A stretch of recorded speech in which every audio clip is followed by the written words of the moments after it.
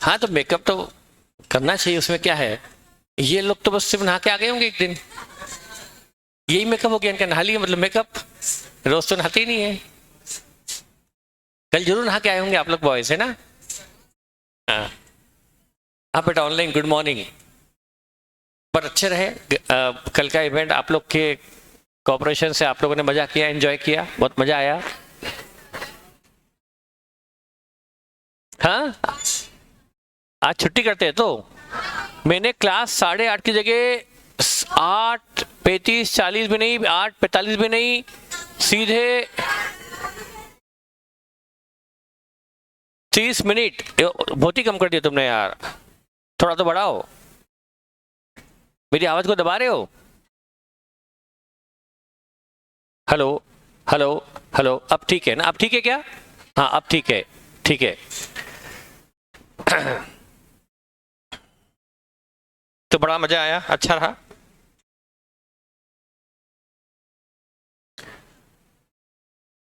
वैसे आप लोग तो इतने नौजवान हो कि ये थकान वकान क्या होती है।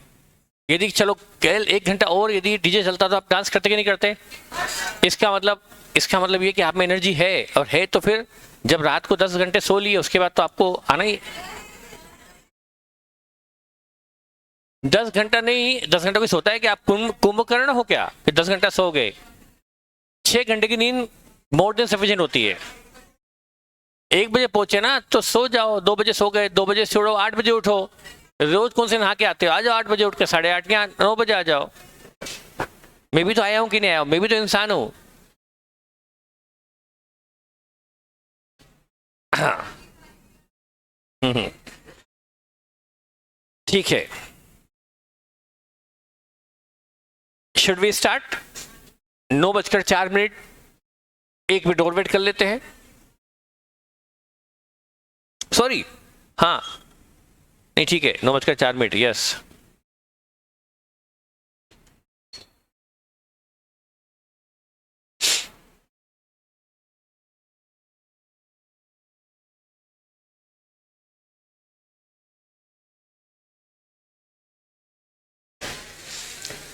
तो बेटा हमने चैप्टर स्टार्ट किया था अमलगमेशन, एब्जॉर्प्शन, रिकंस्ट्रक्शन। अमलगमेशन में का मर्जर, दूसरा नाम मर्जर भी होता है। अमलगमेशन ऑब्लिक मर्जर एक ही बात है। अमलगमेशन या मर्जर में क्या होता है, 2 या 2 से अधिक कंपनी खुद को लिक्विडेट कर लेती है और वो मिलकर एक कंपनी बना लेती है, एक नई कंपनी बना लेती है, और वो नई कंपनी को कहते हैं अमलगमेटेड कंपनी, और पुरानी कंपनी जो बंद हो रही है अमलगमेटिंग कंपनीज। अमलगमेटिंग कंपनीज को हम वो वाइंड अप हो जाती है और वो अपना बिजनेस मतलब असेट्स एंड लायबिलिटी बेच देती है नई कंपनी को। तो नई कंपनी हो जाती है परचेजिंग कंपनी, और पुरानी कंपनीज हो जाती है वेंडर कंपनीज, जो बिजनेस बेच रही है वेंडर कंपनीज होगी। और वो अमलगमेशन इस तरह से होता है, फॉर एग्जाम्पल मैं ये ऑनलाइन ए कंपनी, ऑफलाइन बी कंपनी। अब दोनों ने सोचा चलो यार बहुत झगड़ा हो गया ऑनलाइन ऑफलाइन का, मिलकर एक हो जाते हैं। तो आपने एक नई कंपनी बना ली। अब मान लो मैं नई कंपनी हूं, आप है ए लिमिटेड, आप है बी लिमिटेड, मैं हूं। आप लोगों ने मिलकर ही आप लोग हो गए प्रमोटर। ए और बी कंपनी क्या हो गई, प्रमोटर बना ली। बी कंपनी सी कंपनी हो गई अमलगमेटेड न्यू कंपनी। मैंने क्या किया, आप ए कंपनी का बिजनेस भी खरीद लिया बी का, और मैंने क्या किया, यदि आप और ए और बी कंपनीज हैं, आपके जो इक्विटी शेयर होल्डर हैं उनको मैंने इक्विटी शेयर दे दिए मेरी सी कंपनी के, और आपके पास भी इक्विटी शेयर है तो मैंने आपको दे दिए सी कंपनी के इक्विटी शेयर। आप जो ए और बी में इक्विटी शेयर होल्डर थे वो सी के इक्विटी शेयर हो गए। अभी तक आप अलग अलग थे, अब एक ही कंपनी के शेयर हो गए। अभी तक प्रॉफिट आपके अलग अलग थे, अब प्रॉफिट एक बिजनेस भी सी में आ गया, बी बिजनेस भी सी में आ गया, अब बिजनेस कंबाइन हो गए। तो यहाँ पर प्रॉफिट भी इकट्ठा होगा और प्रॉफिट आपको अब सी कंपनी में बटेगा एज ए शेयर होल्डर। हाँ इनके प्रेफरेंस शेयर होल्डर भी थे, आपके भी प्रेफरेंस शेयर होल्डर थे। मैं एग्जांपल ले रहा हूँ, नॉट श्योर कि प्रेफरेंस होना जरूरी है। यदि इनके भी प्रेफरेंस शेयर थे और आपके भी प्रेफरेंस शेयर थे तो मैंने क्या कहा, इनको इनके प्रेफरेंस वालों को मैंने मेरे प्रेफरेंस शेयर दे दिए सी कंपनी के, और आपके प्रेफरेंस वालों को भी मैंने दे दिए सी कंपनी के प्रेफरेंस शेयर। डिवेंचर होल्डर भी थे, हो सकता है डिवेंचर होल्डर भी इनके भी हो आपके भी हो। मैंने इनके डिवेंचर होल्डर को मेरे डिवेंचर दे दिए, आपके डिवेंचर होल्डर को मेरे डिवेंचर दे दिए, तो ए और बी कंपनी के डिवेंचर होल्डर किसके डिवेंचर होल्डर बन गए? सी कंपनी के डिवेंचर होल्डर बन गए। तो अब और मैंने मतलब एक तरह से इनके डिवेंचर भी मैंने ले लिए, आपके डिवेंचर मैंने ले लिए, और बदले में मैंने सी कंपनी के डिवेंचर दे दिए, तो मैंने आपकी लाइबिलिटी भी टेक ओवर कर ली। मैं आपकी सारी एसेट ले लूंगा, आपकी सारी एसेट ले लूंगा, आपका प्लान, आपकी बिल्डिंग मेरी आपकी बिल्डिंग मेरी बिल्डिंग हो जाएगी, स्टॉक इधर आ जाएगा सी में। डेटर्स भी, जो डेटर है जिनको आपने उधार माल बेच रखा है, वो लिस्ट ऑफ डेटर मेरी हो गई, लिस्ट ऑफ डेटर आपकी जो थी वो बी कंपनी की, वो भी मेरी होगी। अब उनसे रिकवरी मैं करूंगा। और तो और आपका स्टॉक भी मैं ले लूंगा। अब वो चूंकि बिजनेस खरीदूंगा तो स्टॉक तो आ ही जाएगा, आपका भी और मेरा आपका भी। इस तरह से वो होगा अमलगमेशन। एब्जॉर्प्शन में एक एग्जिस्टिंग कंपनी दूसरी एग्जिस्टिंग कंपनी को टेक ओवर कर लेती है, एक्वायर कर लेती है। रिकंस्ट्रक्शन मैंने बताई दिया, इंटरनल और एक्सटर्नल। हम इसमें पढ़ेंगे एक्सटर्नल रिकंस्ट्रक्शन। अब यहाँ पर हम एक एग्जाम्पल लिए थे। अच्छा, अमलगमेशन दो तरह का होता है in the type. Amalgamation in the nature of purchase, amalgamation in the nature of merger. S पर एस 14 दो एप्लीकेशन दिए हैं। हम अभी परचेज पढ़ने जा रहे हैं, पर अभी आप लोड मत ले। हमने पहला एग्जाम्पल लिया था, यहाँ से हम कल एंड हुए थे, यहाँ से हम शुरू होंगे।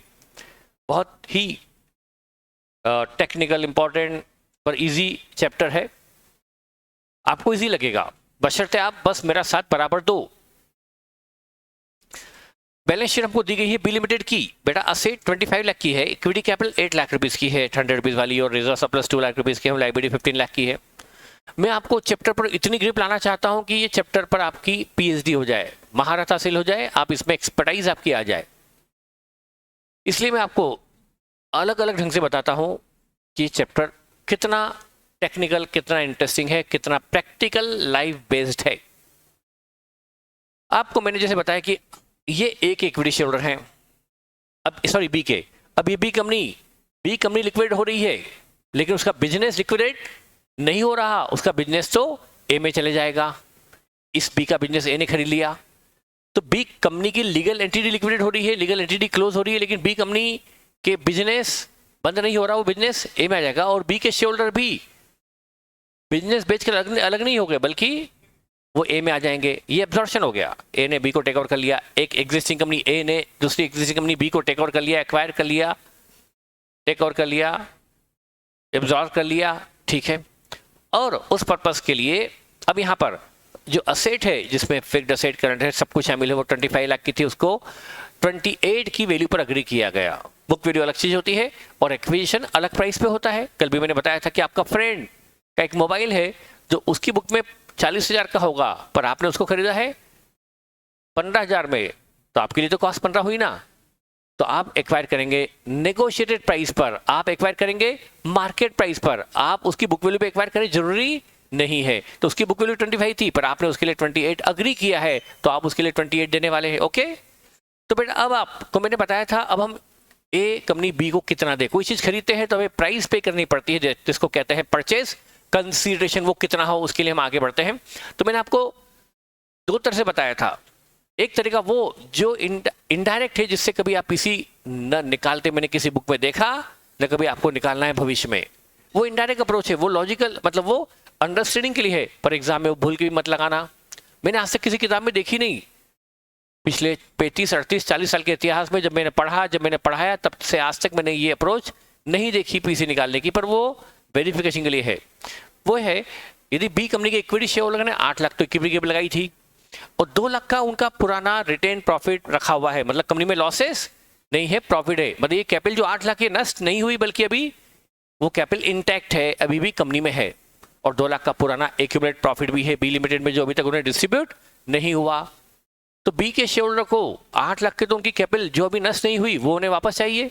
जब वो अपना बिजनेस बेच रहे हैं, ए में जा रहे हैं वो अपना बिजनेस लेकर, तो वो ए से क्या क्या चाहेंगे कि 8 लाख जो हमने पूंजी लगाई थी बी में वो हमें दो, और 2 लाख का जो प्रॉफिट था हमें वो दो, 10 लाख दो, प्लस रियलाइजेशन प्रॉफिट दो। 25 लाख की एसेट को रिवैल्यू किया 28 पर, ये 3 लाख का प्रॉफिट रियलाइजेशन प्रॉफिट है, क्योंकि बी कंपनी अपनी एसेट को सेल कर रही है या रिवैल्यू कर रही है, रिवैल्यू नहीं कर रही। यदि बी कंपनी कंटिन्यू होती तो एसेट को 25 से 28 में लाती, वो रिवैल्यूएशन था। तो यहाँ तो बी ने अपनी एसेट ए को बेच दी है, तो ये रियलाइज किया या रिवैल्यू किया, रियलाइज किया, एसेट को बेच दिया, तो 3 लाख का रियलाइजेशन प्रॉफिट रहा, बी लिमिटेड को, तो अब बी के शेयर को 8 + 2 + 3 का रियलाइजेशन प्रॉफिट मतलब कितना देना पड़ेगा, या 13 लाख देना पड़ेगा। जब मतलब ए कंपनी बी को कितना दे, ए कंपनी बी को नहीं, मैं गलत बोल जाता हूं, हमेशा बी को दिया मतलब बी के लिक्विडेटर को देना पड़ेगा। बी के बंद करने का काम कौन देख रहा है, बी का लिक्विडेटर देख रहा है। तो एक कंपनी क्या करेगी, 13 लाख किसको देगी, बी के लिक्विडेटर को देगी, और वो लिक्विडेटर क्या करेगा, वही पेमेंट दे देगा बी के शेयर होल्डर को। सारी लीगल फॉर्मेलिटी पूरी करने के बाद वो दे देगा, वो सारी चीज दे देगा बी के शेयर होल्डर को। तो ये तो एक तरीका सोचने का है, लेकिन करने का नहीं, पर है कि नहीं लॉजिकल। अब लेकिन एग्जाम में हम वो पेमेंट जो ए कंपनी बी के शेयर होल्डर को करेगी वो कैसे निकलता है, असेट माइनस, जैसे मैंने आपको बताया था कि आप किसी फ्रेंड का मोबाइल खरीदते हो, आप उसी फ्रेंड की वॉच भी खरीदते हो, आप उसी फ्रेंड की मोटर बाइक भी खरीदते हो, तो क्या करोगे भाई, तेरा मोबाइल 15,000 का, तेरी वॉच 8,000 की, तेरी बाइक 30,000 की, इन सबको जोड़ लो, जितना आप प्राइस अग्री किया वो दे दो। पर वो बोलता भाई तू मेरा किराया भी तू भर देना, मेरी लाइबिलिटी भी तू पे करना। तो आपने 3 तो असेट ली है और एक उसकी लाइबिलिटी ली है, तो 3 असेट को जोड़ोगे और लाइबिलिटी घटाकर पेमेंट करोगे। तो ये कोई रटने वाली बात तो है नहीं। जब हम बिजनेस मतलब पीसी निकालते हैं कितनी प्राइस पे करना, तो all asset taken over minus liabilities taken over निकाल कर पीसी निकाला जाता है। क्या ये बिल्कुल प्रैक्टिकल और लॉजिकल नहीं है? तो यहाँ पर बेटा हम सबसे पहले स्टेप तो क्या करेंगे, हम आज से क्वेश्चन अभी से स्टार्ट कर रहे हैं। स्टेप फर्स्ट में हम निकालेंगे calculation of PC. Step first, calculation of, short में लिखा पीसी, टाइम बचाने के लिए पीसी हम निकालने जा रहे हैं। पीसी यहां पर फॉर्मूला जो होता है all asset taken over, all assets taken over, जो जो असेट ली उसको जोड़ दो। क्या हम ऑल असेट लिखूं या ऑल असेट टेकन ओवर लिखूं? ऑल असेट टेकन ओवर किस प्राइस पर, 8 agreed price, 8 agreed, agreed price लगभग मार्केट प्राइस के बराबर होती है। अब उसको मार्केट प्राइस बोले, अग्रीड प्राइस बोले, वो 28 लाख तय हुई है।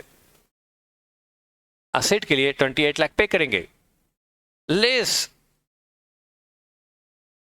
Liabilities, less liabilities taken over. बेटा हमने 28 लाख की असेट ही नहीं ली बल्कि 15 लाख की उसकी लाइबिलिटी भी ली है, तो हमें 28 लाख तो असेट के लिए देना था, पर उसने उसकी लाइबिलिटी हमारे सर कर दी, उसकी लाइबिलिटी हमें पे करनी पड़ेगी।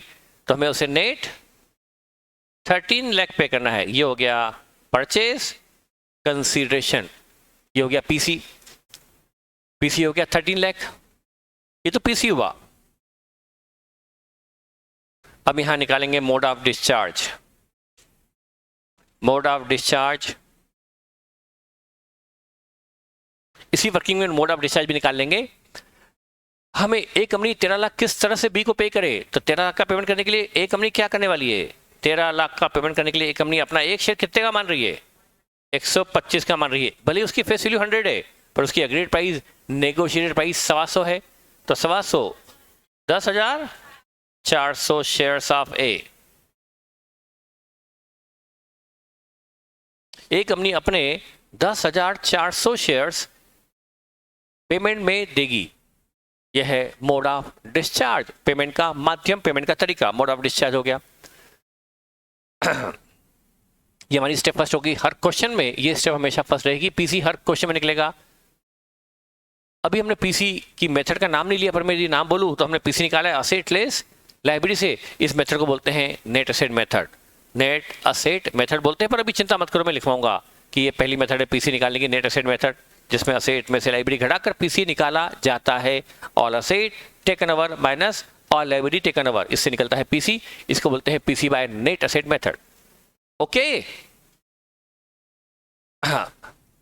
अब बेटा मोड ऑफ डिस्चार्ज भी निकल गया कि एक कंपनी क्या करेगी, अपने 10,400 शेयर इशू करेगी ऑफ ₹125 ईच। तो नंबर ऑफ शेयर 10,400 देगी, पर पेमेंट 13 लाख माना जाएगा, क्योंकि ए और बी दोनों ही मान रहे हैं कि शेयर 125 का है। यदि एक कंपनी का शेयर 125 का है, तो यदि किसी को एक शेयर में मिलता है, भले उसकी फेस वैल्यू 100 हो, पर वो ये मानेगा मुझे 125 मिल गया।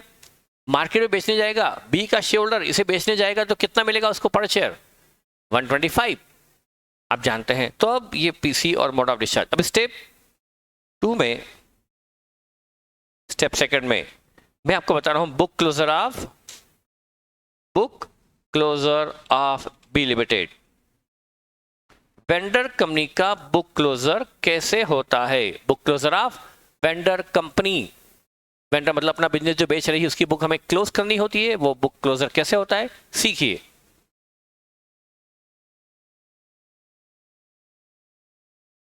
जैसे एक ऑर्डिनरी कोर्स में कंपनी बनाती है P&L। P&L मतलब इससे प्रॉफिट निकलता है फॉर द ईयर, वो हर साल बनता है। P&L for the year, P&L for the year, P&L for the year हर साल बनता है। जो आपने पढ़ा था पार्टनरशिप, सर इतिहास की बातें मत किया करो सुबह सुबह, और 11वीं 12वीं तो भूल के भी याद मत दिलाओ। ये आप बोल रहे हो 11वीं 12वीं याद है? कितने बार धक्के खा चुके हो? अच्छा मेरा काम पूरा हो गया आज का, मेरा नाश्ता हजम हो गया। मैंने एक डायलॉग मार दिया, मेरा नाश्ता हजम हो गया। 11वीं 12वीं में डायलॉग मार दिया। बेटा मजाक की बात करता हूँ, आप अच्छे पास होके आए हो तो ये डायलॉग मारने का हक मुझे है नहीं। आपका बेस अच्छा नहीं होता तो आप यहाँ फाउंडेशन में से निकलकर इंटर में नहीं बैठे होते। पहली बात तो आपने 11th पास की, 12th में आए, 12th पास की, फाउंडेशन में आए, फाउंडेशन पास की, तो मतलब आपका बेस तो अच्छा ही है ना। भूल गए होंगे वो बात अलग है। तो मैं क्या फालतू बात कर रहा था? नहीं, काम की बात क्या कर रहा था। तो ऑर्डिनरी कोर्स में हर साल बनता है P&L, लेकिन जब मैं पार्टनरशिप फर्म को सोच रहा था उसका सहारा कभी लूं। जब कोई नया पार्टनर आता था, पुराना जाता था, एडमिशन डेट, तो हम बनाते थे रिवैल्यूएशन कि असेट को रिवैल्यू करो। वहां असेट को बेचते नहीं थे, असेट को बुक्स में कैरी करते थे रिवाइज प्राइस पर, वो रिवैल्यूएशन होता था। AS10 में भी पढ़ा है रिवैल्यूएशन कि असेट को मार्केट प्राइस पे लाते थे और असेट को डेबिट कर रिवैल्यूएशन रिजर्व में क्रेडिट करते थे। तो लेकिन अब यहां पर P&L भी नहीं बनेगा क्योंकि यहां रेवेन्यू प्रॉफिट नहीं निकल रहा। असेट को बेचने पे प्रॉफिट, बिजनेस को बेचने पे प्रॉफिट, रेवेन्यू प्रॉफिट नहीं है बल्कि कैपिटल प्रॉफिट है। और असेट को हम रिवैल्यू नहीं कर रहे हैं, असेट को रियलाइज कर रहे हैं, असेट से अमाउंट वसूल कर रहे हैं। तो अब यहां पर एक नया अकाउंट बनेगा, हिंदी में नाम बोलूंगा जो आपको समझ से बाहर होगा, वसूली खाता। आप तो सब यूके के आए हो, पैदाइश इंडिया की हो लेकिन बनते यूके के हो। पहले मैं बोल रहा हूं हिंदी तो सुनो। नाम क्या है? वसूली खाता। वसूल मतलब हम असेट को रिकवर कर रहे हैं, असेट से वसूल कर रहे हैं। तो ये भी नाम याद सुनने में कोई आपको शर्म आ रही है? मैं बोल रहा हूँ वसूली खाता तो बोले नहीं सर रिलायशन अकाउंट। अरे भाई उसी का इंग्लिश नाम है। तो वसूली खाता उसका हिंदी नाम है और उसी को बोलते हैं रियलाइजेशन अकाउंट। तो बिजनेस की असेट को रियलाइज करने पर और लायबिलिटी के डिस्चार्ज पर जो प्रॉफिट या लॉस होता है, उस प्रॉफिट या लॉस को एक अकाउंट में इकट्ठा करते हैं, that is called realization account. Business के क्लोजर पर जो प्रॉफिट या लॉसेस होते हैं उनको एक अकाउंट में इकट्ठा किया जाता है, उस अकाउंट का नाम होता है realization account, that is called वसूली खाता। तो हम यहां पर बुक क्लोजर में एक अकाउंट बनाएंगे, रियलाइजेशन अकाउंट। तो यहां बनाया हमने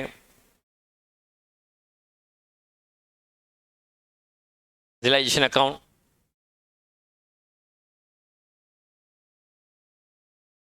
रियलाइजेशन अकाउंट मतलब आपको मैंने बताया वसूली खाता।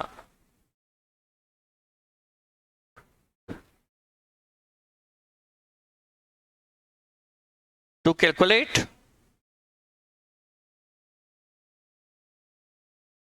प्रॉफिट और loss on closure of company और that is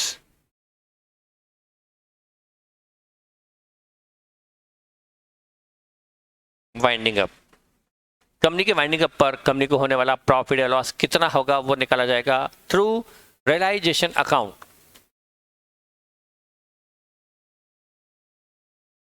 यहां पर क्या करेंगे, मैं आपको भी लिखना मत सिर्फ समझने के लिए बता रहा हूं। इसको मैं लिखवाना जरूरी नहीं समझता कि इतनी इजी चीज है बेटा। वो क्या है देखो, अभी इसको मत लिखना। जैसे कि हमने बना लिया रियलाइजेशन अकाउंट, अभी लिखना मत क्योंकि इसको मैं पूरा फिर से रब कर दूंगा, पूरा क्लोज कर दूंगा। एक नया क्या करते हैं, जैसे कंपनी बी है वो बंद होने वाली है। अब यहाँ पर मैं सिंपल रिलेशन बना रहा हूँ, उसने अपना बिजनेस में, जरूरी नहीं कि यहाँ पर बी ने अपना बिजनेस ए को बेचा ही हो, सिर्फ मैं बना रहा हूँ रिलेशन अकाउंट जो आपने पार्टनरशिप में बनाया होगा। यहाँ पर क्या होगा, यहाँ पर जैसे टू डेटर, क्या करेंगे,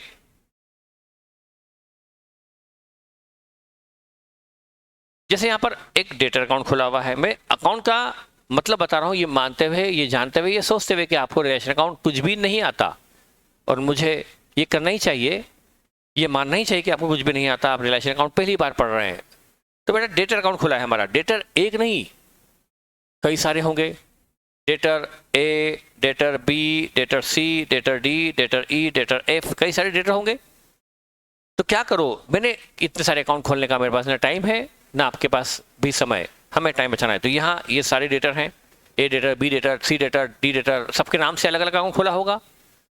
अब आप क्या करो, मुझे तो प्रैक्टिकली थोड़ा अजीब लगा। ये क्या करते हैं, जब ये बिजनेस बंद होने जा रहा है, मैं अब ये क्वेश्चन से हटकर अलग से बता रहा हूँ रिलेशन अकाउंट का पर्पस क्या, पर्पस होता है रिलेशन अकाउंट, ये समझा रहा हूँ, फिर बनाऊंगा। तो जैसे डेटर ए है, बी है, सी है, डी है, एफ है, कई सारे डेटर, न्यूमरस डेटर हैं, हंड्रेड्स ऑफ डेटर हैं, सबको क्या करो, जैसे ही आपने डिसाइड किया कंपनी के वाइंडिंग अप, वैसे ही इन सारे डेटर अकाउंट को क्लोज कर दो और ट्रांसफर कर दो बाय रियलाइजेशन। क्या करो, यहां से क्रेडिट, और रियलाइजेशन में to A, to B, to C, to D, to सारे डेटर, मान लो ये 8 लाख के डेटर आप यहां ले आए, सब मिलाकर डेटर ए, बी, सी, डी, ई, जितने डेटर हैं सबको आप क्या करें, डेटर अकाउंट से क्रेडिट, रियलाइजेशन में डेबिट, डेटर से क्रेडिट, ए में डेबिट। अब आपकी बुक्स में जितने भी डेटर थे, यहाँ डेटर दिए आपके 8 लाख थे, सब मिलाकर वह आपने 8 लाख यहाँ से क्रेडिट कर दिए और रियलाइजेशन में डेबिट कर दिए। रियलाइज करने के लिए सारी असेट जो रियलाइजेबल है, वो सारी असेट जो वसूली योग्य है, उनको लेकर आना चाहिए रियलाइजेशन अकाउंट में। तो हम रियलाइजेशन अकाउंट में डेटा ले आए, मैंने क्वेश्चन के बीच में कॉन्सेप्ट डाल दिया। अब क्या करेंगे, जैसे अभी अकाउंट है ना बेटा, खुला है, अभी सारे डेटा को यहाँ ले आए हैं, पर ये चलता रहेगा 6 महीने, 8 महीने, साल, 2 साल, 3 साल चल सकता है। बाइंडिंग अप की प्रोसेस सालों साल चल सकती है। तो यहाँ पर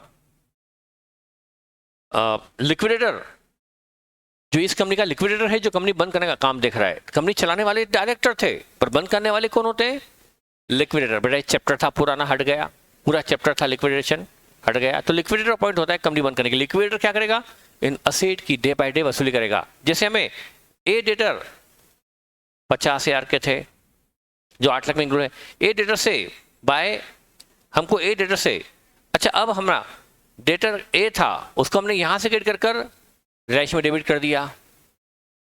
50 के डेटर थे, ए का नाम हटा दिया, ए को क्रेडिट कर रियलाइजेशन में डेबिट कर दिया। अब बुक्स में ए का नाम बचा क्या, ए का नाम कहीं नहीं बचा, अब तो वो कहाँ गया, रियलाइजेशन में। अब हमें पेमेंट ए से मिला, तो क्या एंट्री करेंगे, cash to A. Cash to A क्यों नहीं कर सकते, क्योंकि ए का अकाउंट तो हम पहले ही क्लोज कर चुके, तो अब एंट्री होगी कैश टू, तो यहाँ आएगा बाय कैश। पर ए ने हमें पेमेंट में फुल एंड फाइनली में 48,500 ही दिया, तो बाय कैश 48, ये कैश हमें ए से मिली, यहाँ से क्रेडिट, कैश अकाउंट में डेबिट, ये डबल इफेक्ट हो गए। अभी ए था कितने का, मिला कितना, कितने का डिस्काउंट दिया, या कितना हमें रियलाइजेशन लॉस रहा। देखो 1500 ऑटोमेटिकली डेबिट हो गया कि नहीं हो गया, 50 डेबिट, 48,500 क्रेडिट, अपने आप ऑटोमेटिकली क्या हो गया, 1500 का लॉस रियलाइजेशन में डेबिट हो चुका है। Is it clear. अब मान लो हमारे पास एक, यहाँ पर हमारे पास इन्वेस्टमेंट भी है, ये इन्वेस्टमेंट का बैलेंस मान लो 20,000 है। इसको भी क्या करो, रियलाइज करने के लिए कहाँ ले आओ, यहां से 20 क्रेडिट और रियलाइजेशन में 2 इन्वेस्टमेंट 20,000 डेबिट।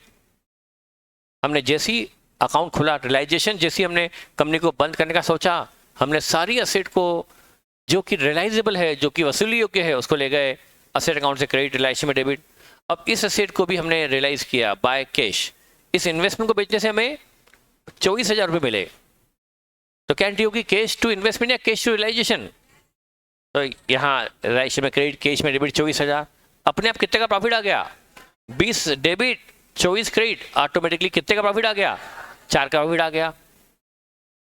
तो हमें अलग से, मतलब अब हम डेटर पर 1500 का लॉस इधर ही आ गया, इन्वेस्टमेंट 4 का प्रॉफिट यहीं आ गया। ऐसी सारी असेट पर लॉस हो या प्रॉफिट इसमें आता रहेगा और फिर सारा प्रॉफिट मर्ज होकर नेट रियलाइजेशन प्रॉफिट या लॉस निकल जाएगा। अभी 4 का प्रॉफिट है और 1500 का लॉस है, नेट 2500 का प्रॉफिट आ रहा है। Is it clear?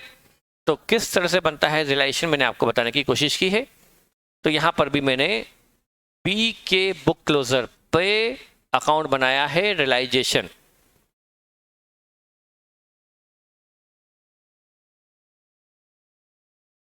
तो यहां पर हमने बनाया रियलाइजेशन अकाउंट,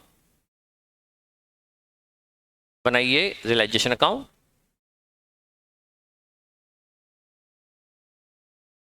और यहां ये हमने बनाया रियलाइजेशन अकाउंट। तो एक अकाउंट तो बनेगा बुक क्लोजर में, ये अकाउंट तो बनेगा बनेगा बनेगा, इसको आप अवॉइड कर ही नहीं सकते, बुक क्लोजर में तो बनेगा। एक अकाउंट तो बनेगा रियलाइजेशन जो बुक क्लोजर में कंपलसरी है, उसके बगैर बुक क्लोज नहीं होगी। दूसरा अकाउंट जो बनेगा ही equity share holder account, equity share holder का account, equity share holder account ये भी बनेगा ही, सही कंपल्सरीली बनेगा। एक कंपनी के ऑनर्स हैं, ऑनर्स कैपिटल है, इनको भी अमाउंट देना है। एक अकाउंट खुलेगा इक्विटी शेयर होल्डर यानी ऑनर्स, ऑनर्स अकाउंट। जो ऑनर है वो है इक्विटी शेयर होल्डर, उनका अकाउंट बनेगा, क्योंकि हमें इन्हीं को तो फाइनली पेमेंट करना है। यही तो वो लोग हैं जिन्होंने कंपनी स्टार्ट की थी, कंपनी में अमाउंट कंट्रीब्यूट किया था, हमको उनकी मनी रिफंड करनी है, जो बचा कुचा जो भी है। तो ये बन गया इक्विटी शेयर होल्डर अकाउंट। एक बनेगा इस बी के बिजनेस को कौन खरीद रहा है, ए, तो ए लिमिटेड को अकाउंट खोलो, यानी ये परचेजिंग कंपनी का अकाउंट भी खुलेगा,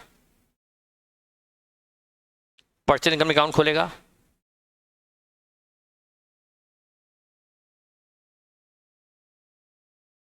हमने बिजनेस ए को बेचा है, एक अकाउंट खुलेगा, हम ए से अमाउंट लेना ड्यू करेंगे, जब बिजनेस बेचेंगे तो अमाउंट ए से लेना दिखाएंगे, तो इसका अकाउंट भी खुलेगा, परचेजिंग कंपनी का अकाउंट भी खुलेगा। अच्छा, आप कोई रेडीमेड शर्ट्स, रेडीमेड क्लॉथ खरीदने जाते हो दुकान पर, तो डिलीवरी लेते हो और पेमेंट दे देते हो, करेक्ट? खरीदते वक्त तुरंत पेमेंट करना पड़ता है, तुरंत पेमेंट करना पड़ता है खरीदते वक्त। लेकिन ये जो बिजनेसमैन होते हैं, जब माल खरीदते हैं तो तुरंत पे कर देते हैं खरीदते वक्त, या उधारी लेते हैं? उधारी लेते हैं, 10 दिन 15 दिन की क्रेडिट लेते हैं, ये जानते हैं आप। मकान खरीदता है व्यक्ति, आप थोड़ा बहुत शायद रियल एस्टेट बिजनेस से फेमिलियर होंगे, थोड़ा बहुत। आदमी मकान खरीदता है तो खरीदता आज है, डील आज होती है, एग्रीमेंट आज होता है, लेकिन उसकी रजिस्ट्री, मुझे लगता है कि प्रैक्टिकली आपको इतना तो पता होगा ना बेटा कि आज सौदा हो गया, सौदा चिट्ठी बन गई, मकान खरीदने का सौदा हो गया, लेकिन रजिस्ट्री 3 महीने बाद होती है, 4 महीने बाद होती है। तो खरीदने वाला पेमेंट तुरंत जेब में लेके बैठा होता है, उसे 3-4 महीना लगेगा। तो डील पहले होती है, अमाउंट ड्यू पहले होता है, रिसीव बाद में होता है, करेक्ट? जब एक छोटे से प्लॉट, एक छोटे से मकान में लोग 3-4 महीने की टाइम लेते हैं, डील पहले होती है, पेमेंट बाद में होता है। तो एक बिजनेस जिसमें जमीन भी है, बिल्डिंग भी है, प्लांट भी है, स्टॉक भी है, डेटर भी है, ये भी है, वो भी है, ये भी है, वो भी है, असेट भी है, लाइबिलिटी भी है, असेट भी है, लाइबिलिटी भी है, ढेर सारी असेट है, ढेर सारी लाइबिलिटी है। जब ये बड़ा सौदा होगा, जब एक कंपनी ने बी से खरीदा, अकेला तेरा बिजनेस में बेच दे, बी ने कहा चलो, बी ने अपना बिजनेस बेच दिया, तो एक कंपनी क्या पेमेंट जेब में लेके घूम रही है कि लो भाई आज डील हुई, पेमेंट ले लो? सोच के मुझे बता देना कल तक। ए ने बी का बिजनेस खरीदा, ये बिजनेस परचेज की डील छोटी मोटी होती है, सब्जी खरीदना, ये बड़ी डील होती है, बड़ी डील होती है, पूरा बिजनेस खरीदे, कोई सब्जी भाजी नहीं। सब्जी खरीदने आते तो पेमेंट तुरंत करके आते हैं, नहीं कि सब्जी वाले को बोले 3 महीने बाद पेमेंट करेंगे, ला भाई करेला दे दे, करेले के नाम से सुबह सुबह मुंह बन गया होगा। आप लोग तो नहीं खाते होंगे, मैं भी आंख बंद करके खाता हूँ। तो बेटा सब्जी भाजी में हम पेमेंट उधारी करते हैं क्या कि ले भाई आप सब्जी दे दो 3 महीने बाद पेमेंट करेंगे? वो समझेगा पागल आ गया, भगा दो इसको। लेकिन बेटा आप एक सब्जी भाजी नहीं, एक कंपनी की पूरी असेट लाइब्रेरी खरीद रहे हो, तो डील आज होगी। बी कंपनी अपना बिजनेस बेचने की डील ए को आज करेगी। अब ए बाउंड है, डील होते ही ए बाउंड है कि उसे अमाउंट देना है 13 लाख, और बी को हक बन गया कि उसे 13 लाख लेना है 4 महीने बाद, और बी कंपनी को भी लीगल फॉर्मलिटी कंप्लीट करनी पड़ेगी ना वाइंडिंग अप की। ऐसा थोड़ा कि आज डील हुई और आज ही कंपनी क्लोज्ड। कंपनी बनाना जितना खर्चीला काम है, कंपनी बंद करना भी उतना ही खर्चीला है। तो बेटा उस केस में 4 महीने बाद तय हुआ, 4 महीने में बी अपनी कंपनी को लीगली क्लोज कर देगी और उधर ए कंपनी 4 महीने बाद पेमेंट देकर ये सारी एसेट लायबिलिटी ले जाएगी। पर ये सब होगा कब? डील आज हुई है पर एग्जीक्यूशन 4 महीने बाद होगा। प्रैक्टिकली समझ रहे हो? तो बेटा अब यहां पर क्या होगा, आज जब बी ने बिजनेस बेचा तो बी ये 13 लाख किससे लेना ड्यू कर लेगी? ए से लेना ड्यू कर लेगी, क्योंकि ए से ये 13 लाख लेना बी का हक हो गया, लीगली इंटाइटल है अब बी ए से 13 लाख लेने के लिए। तो जब लीगली लेना ड्यू हो गया तो क्यों ना बी कंपनी क्या करे, ए को अपनी बुक्स में डेटर बना ले, ए से 13 लाख लेना दिखा दे, तो 13 लाख से ए का अकाउंट डेबिट होगा, बी कंपनी ए से 13 लाख लेना दिखा देगी। Is it okay? और फिर पेमेंट मिलेगा कब? ए से पेमेंट आज नहीं, 3-4 महीने डील, 6 महीने जो भी डील है उस पर मिलेगा। तो ड्यू पहले होता है, पेमेंट रिसीव। पेमेंट में क्या आने वाला है? शेयर्स ऑफ ए। मैंने पेमेंट में सिर्फ शेयर्स ऑफ ए लिया, धीरे धीरे पेमेंट बढ़ाऊंगा। तो यहाँ पर जब पेमेंट मिलेगा शेयर्स ऑफ ए, तो बी की बुक्स में एक अकाउंट और खुलेगा, इक्विटी शेयर्स ऑफ ए।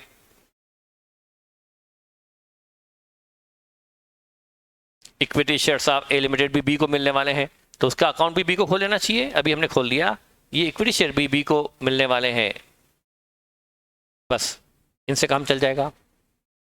इतने अकाउंट आपको मिनिमम खोलने पड़ेंगे।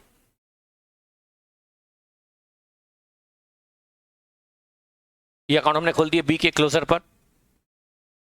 10 में से 2 क्वेश्चन 3 क्वेश्चन तो आ ही जाते हैं, 2 या 3 क्वेश्चन वाइंडिंग अप के, बुक क्लोजर के, लेकिन ज्यादा क्वेश्चन पूछते हैं टेक ओवर की एंट्री और टेक ओवर के बाद की बैलेंस शीट पर, उनका वेटेज ज्यादा रहा है अभी तक, पर हम इसको अवॉइड तो कर नहीं सकते हैं, पढ़ना तो ये भी है। अब बेटा शुरू करते हैं बुक क्लोजर। अकाउंट तो हमने सारे खोल लिए। सबसे पहले क्या करें, ये जो असेट है बी की बुक्स में, बी की बुक में असेट एक नहीं होगी, सैकड़ों होगी, डेटर होंगे, कई सारे स्टॉक होंगे 2-4 तरह के, और फिक्स्ड एसेट होगी 8-10 तरह की, और भी कई सारी असेट लाइब्रेरी होगी। उन सारी असेट लाइब्रेरी को कौन ले गया? ये सारी असेट जो बी में है, इसको रियलाइज करने के लिए बी कंपनी कहाँ ले जाएगी? तो एंट्री क्या होगी? एंट्री सोचेंगे, लिखेंगे नहीं, सिर्फ कितना क्या करें, कितना क्या करें। बेटा सीधे सोचो, पोस्टिंग करो। क्या एंट्री करेगी बी? असेट का बैलेंस चल रहा है डेबिट, तो उसको कर देगी, तो एंट्री होगी realization to stock, relation to debtor, relation to plan, relation to furniture, relation to ये, रिलेशन टू वो सब। तो हमने इजी करने के लिए कई सारी असेट को ना लेते हुए सारी असेट का इकट्ठा दे दिया असेट। तो ये सारी असेट रियलाइज होने के लिए जाएगी रियलाइजेशन अकाउंट में, एंट्री होगी रियलाइजेशन टू असेट। तो यहाँ क्या आएगा? टू असेट आ जाएगा यहाँ पर 25 लाख की बुक वैल्यू पर। ऐसा करते ही बी की बुक से असेट अकाउंट क्लोज हो गया। अब बी में असेट अकाउंट नहीं रहा, ध्यान रखना। बी के यहाँ किताबें हमें साफ करनी है, क्लीन करनी है, सारे अकाउंट पर झाड़ू लगानी है, खत्म करना है, एक भी अकाउंट नहीं बचना चाहिए बी में। तो हमने कौन सा अकाउंट खत्म कर दिया? असेट अकाउंट खत्म कर दिया, लेकिन खत्म करने के लिए नया अकाउंट खोलना पड़ गया, रियलाइजेशन। ठीक है, अब इसका इफेक्ट तो हो गया सिंगल। अब ये इक्विटी शेयर कैपिटल भी खत्म करनी है। अब ये कैपिटल नहीं रही, अब ये हो गया amount due to equity share holder. Capital जब इशू की थी तो एंट्री होती बैंक टू शेयर कैपिटल। जब कैपिटल खत्म करेंगे, क्लोज करेंगे, तो बी कंपनी कैपिटल को खत्म करने के लिए क्या एंट्री करेगी? इक्विटी शेयर कैपिटल को डेबिट करेगी। और ये मनी अब ये कैपिटल नहीं रही, now it is money due to share holder. जैसे ही हमने कैपिटल खत्म की, अब इस पर डिविडेंड देना बंद हो जाएगा। अब डिविडेंड देने की जरूरत, अब वो कैपिटल रही नहीं, it is now amount payable to equity share holder. तो क्या एंट्री की जाए? Equity share capital debit to equity share holder. Entry समझ में आई? तो बेटा हमने इक्विटी शेयर कैपिटल को डेबिट किया और इक्विटी शेयर को क्रेडिट किया। तो यहां क्या लिखूं? Bye equity share capital rupees 8 lakh. ये करते ही इक्विटी शेयर केबल अकाउंट भी क्लोज हो गया।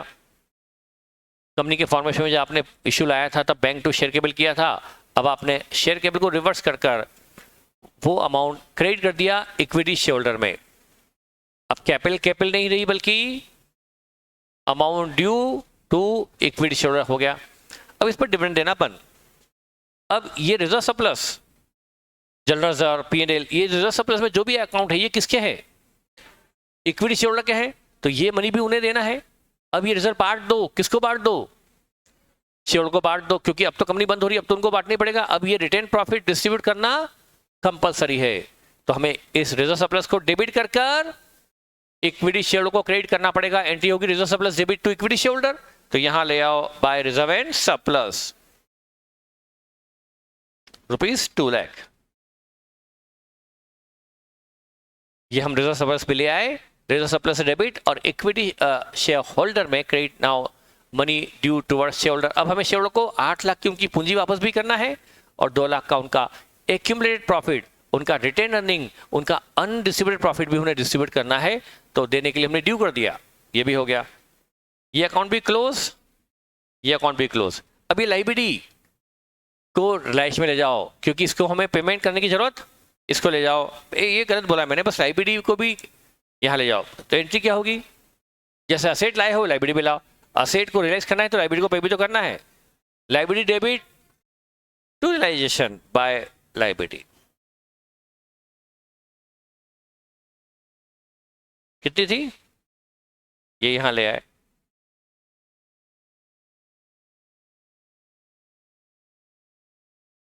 असेट भी ले आए, लाइबिलिटी भी ले आए। अब asset debit, liability credit, net कितना? 10 लाख क्या है सर? 10 लाख तो सोच के बताना पड़ेगा, 10 लाख क्या है?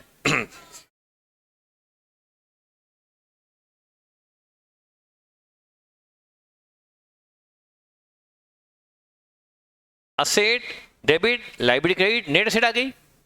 Asset debit liability net 10 lakh debit, 10 lakh है जो बिजनेस बेचा गया उसकी बुक वैल्यू। मैं पॉज ले रहा हूं, आपके दिमाग पे जो चोट पड़ी उसको समझने का मौका दे रहा हूं। क्या बोला मैंने? 10 लाख क्या है? जो बिजनेस बेचा गया उसकी 25 लाख बुक वैल्यू है, 15 लाख भी, तो 10 लाख क्या है?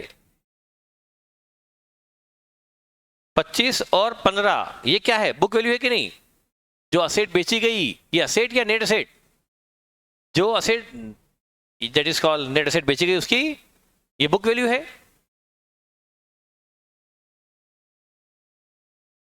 बेटा जनरली क्या होता है, बेसिक के अंदर की बेसिक के अंदर बेसिक, बेसिक के अंदर बेसिक। बेटा जब असेट अकाउंट होता है, ये असेट है, जैसे furniture and fixture to balance BD, मान लो वो 10 लाख का है, इसको बेचने में मिला बाय बैंक 13 लाख, तो प्रॉफिट कितना आ गया? 3 लाख। 10 लाख क्या है सर? आप भी बताओ, आपने लिखा। जो बिका उसकी बुक वैल्यू और ये उसकी रियलाइज वैल्यू, सेल वैल्यू, तो क्या आएगा? प्रॉफिट, या यदि सेल वैल्यू ज्यादा है तो प्रॉफिट और सेल वैल्यू कम है तो जब भी हमें प्रॉफिट या लॉस निकालना हो असेट के रिलेशन पर, असेट को डेबिट करो, उसकी सेल प्राइस उसके अपोजिट साइड में क्रेडिट करो। तो यही तो हुआ है कि नहीं हुआ है? यहां पर क्या बिकना है? बिका है असेट या बिजनेस? यहां क्या बिका है? असेट या पूरा का पूरा बिजनेस? पूरा का पूरा बिजनेस बिका है। बिजनेस में असेट भी आती है और लायबिलिटी भी आती है। तो 25 लाख क्या है? असेट की बुक वैल्यू। 15 लाख क्या है? लायबिलिटी की बुक वैल्यू। तो 15 लाख क्या बचा? 10 लाख क्या बचा? Book value of business sold, book value of asset sold, book value of net asset sold. Sir हमें अभी तो समझ में आ गया, पर हम कल तक भी ये बात दिमाग में रख लें, इसकी हमारी कोई गारंटी नहीं है। क्या बोला मैंने? 15 लाख, 10 लाख क्या है? Book value of business sold या नेट असेट सोल्ड। तो जो बिजनेस बिका उसकी बुक वैल्यू डेबिट हो गई, पर उसके बदले में मिला वो क्रेडिट करना पड़ेगा। जो बिकता है वो डेबिट होता है, उसके बदले मिलता है वो क्रेडिट करना पड़ता है। क्या बात समझ में आ रही है? तो हमें ये बिजनेस हमने 13 लाख में बेचा है ना, तो हमें 13 लाख, 10 लाख का बिजनेस 13 लाख में बिका है। 10 लाख की बुक वैल्यू का बिजनेस 13 लाख में बिका है, तो 10 लाख डेबिट हुआ है तो 13 लाख क्रेडिट करना पड़ेगा। जो असेट बिकती है वो डेबिट होती है, उसके अगेंस्ट जो मिलता है वो, सर नहीं समझ में आ रहा। ट्रेडिंग अकाउंट बनाते हो, सेल क्रेडिट आती है और COGS डेबिट आता है, फिर क्या निकलता है? प्रॉफिट ऑन, ये क्या है? कॉस्ट ऑफ गुड्स सोल्ड, और यहां sale value of goods sold.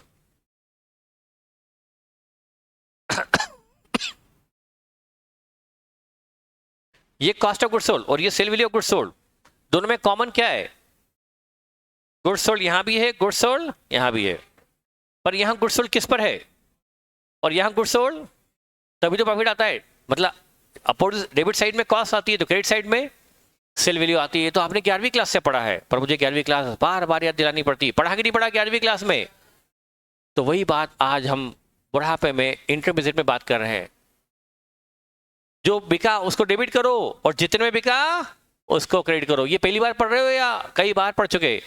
पर याद आज एक बार भी नहीं, समझ एक बार भी नहीं कि क्या करते रहे हम। नादान थे, मासूम थे, कुछ भी पता नहीं था। अभी भी पता नहीं, अभी पता तो पड़ा लेकिन दिमाग में चीजें बैठती नहीं। डेबिट में क्या आता है? जो बिका उसकी बुक वैल्यू या कॉस्ट, और क्रेडिट में क्या? जो बिका उसकी सेल वैल्यू। क्या ये बात समझ में आई? तो यहां पर, यहां क्या बिका है? इस क्वेश्चन में बिजनेस बिका है, तो यहां पर डेबिट में क्या आएगा? बिजनेस जो बिका उसकी बुक वैल्यू यानी कॉस्ट। तो 25 लाख, और बिजनेस क्या होता है? बंडल ऑफ असेट्स एंड, ये असेट और ये लाइबिलिटी मिलकर क्या हो गया? बिजनेस। अरे बिजनेस कोई अलग से चीज होती है क्या? कोई देखा बिजनेस का फिजिकल फॉर्म? बिजनेस मतलब असेट्स एंड, कोई व्यक्ति बोले मैंने बिजनेस खरीद लिया, तो क्या वो जो गेम में खेलते बिजनेस वो खरीद लिया? हाउस ही क्या बोलते हैं उसको, वो बिजनेस बचपन में हम खेला करते थे, बिजनेस बिजनेस। आपने तो ये बचपन कभी जिया ही नहीं होगा। तो बेटा वो बिजनेस खरीद लिया मतलब क्या? वो बिजनेस का गेम खरीद लिया। तो बिजनेस खरीद लिया मतलब क्या खरीद लिया? कोई आपको कोई टेंजिबल चीज मिली कि वो असेट और लाइबिलिटी का बंडल ही मिला? तो business is nothing other than bundle of assets and liability. तो आपने यहाँ पर क्या बेचा है? बिजनेस। तो बताओ बिजनेस की बुक वैल्यू आ गई कि नहीं आ गई? बुक वैल्यू क्रेडिट में आ गई। अब क्या चाहिए? बिजनेस की सेल वैल्यू यहाँ क्रेडिट करनी पड़ेगी। जो बिजनेस 10 लाख का था वो कितने में बिका? अरे मैं 10 मिनट से डिस्कस किए जा रहा हूँ, आगे तो बढ़ूं। तो बिजनेस बिका 13 लाख में, वो उसकी बिजनेस की सेल वैल्यू है, तो वो हमें क्रेडिट करनी पड़ेगी। और ये 13 लाख यहाँ तो क्रेडिट होगा, और ये 13 लाख लेना किससे है? ए से। तो हमें ए को डेबिट करना पड़ेगा। तो जैसे हम गुड्स बेचते तो एंट्री होती है डेटर टू सेल। अचानक मैंने कहाँ की एंट्री बोल दी? गुड्स बेचते हैं तो डेटर टू, ए मतलब जिससे हमें लेना है, डेटा मतलब जिससे लेना है। तो यहाँ हमें अमाउंट किससे लेना है? हमने यहाँ पर गुड्स नहीं बिजनेस बेचा है, किसको? तो ए को करना पड़ेगा डेबिट। एंट्री होगी A to sale, A to relation. हाँ, सेल अकाउंट करके क्या करोगे? ये गुड्स की सेल है क्या? तो क्या करोगे? ए टू रिलेशन। तो हमें ए में करना पड़ेगा टू रियलाइजेशन।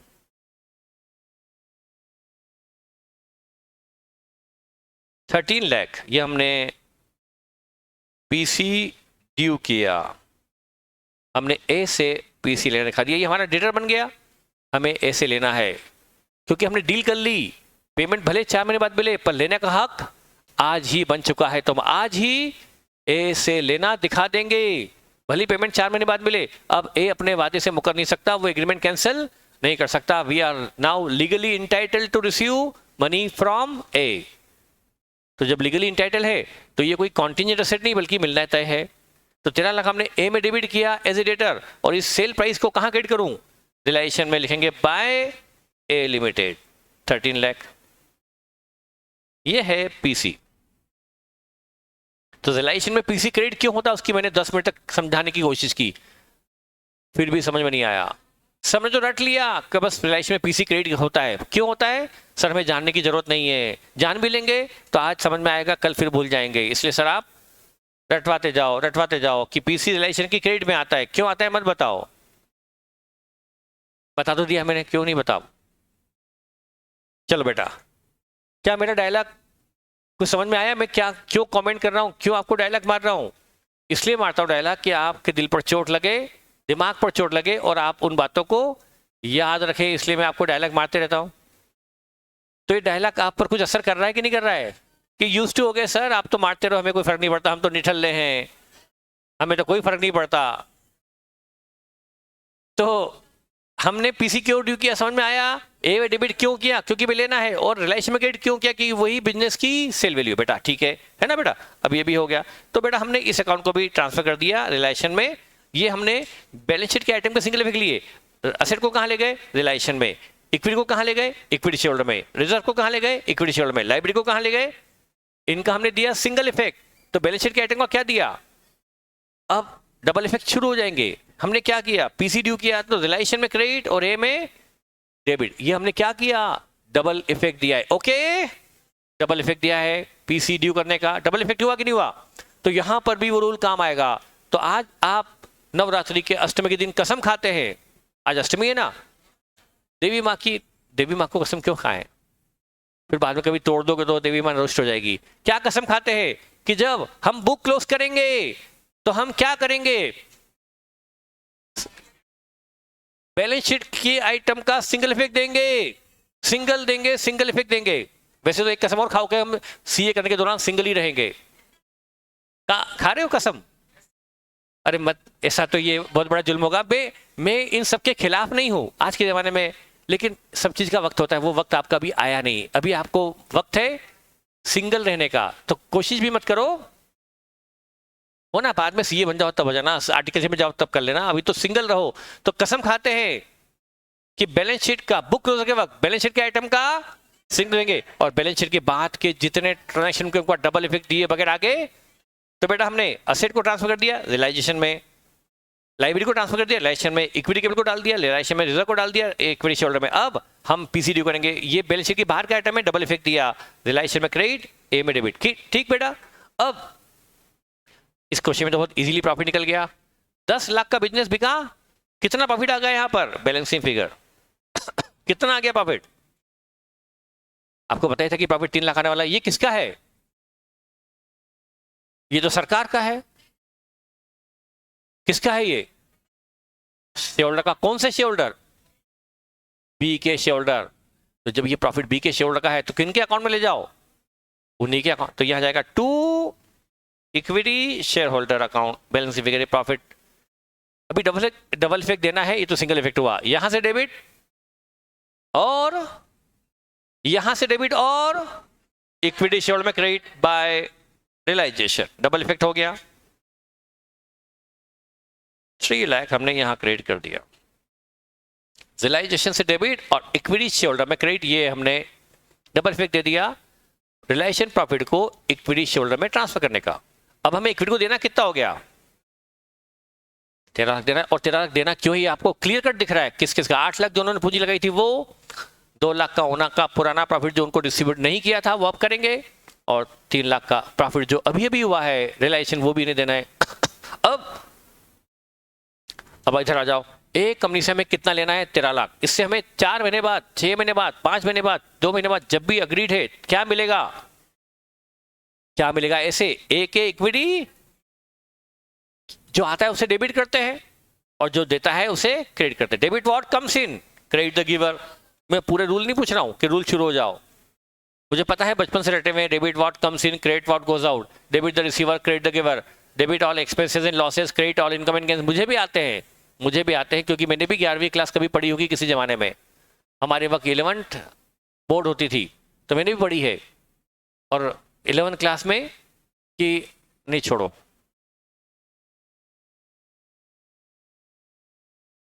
नहीं बता था, मेरा मार्केट डाउन हो जाएगा अकाउंट्स का। तो बेटा आप पढ़ने आए कि मेरी इस्तीहार जानने आए? नहीं, आज तो नहीं बताऊंगा।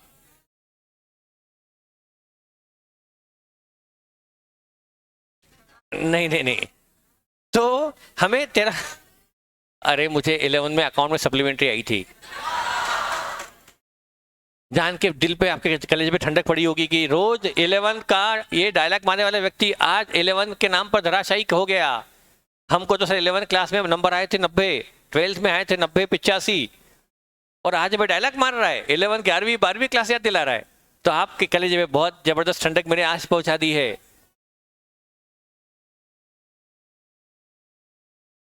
तो 13 लाख हमने ए से ड्यू किया। बेटा ये पेमेंट में हमें 13 लाख मिलेगा 4 महीने बाद। तो हमें पेमेंट में क्या आया? डेबिट व्हाट कम्स इन, जो आया उसे डेबिट करो और देने वाले को क्रेडिट करो। आया क्या?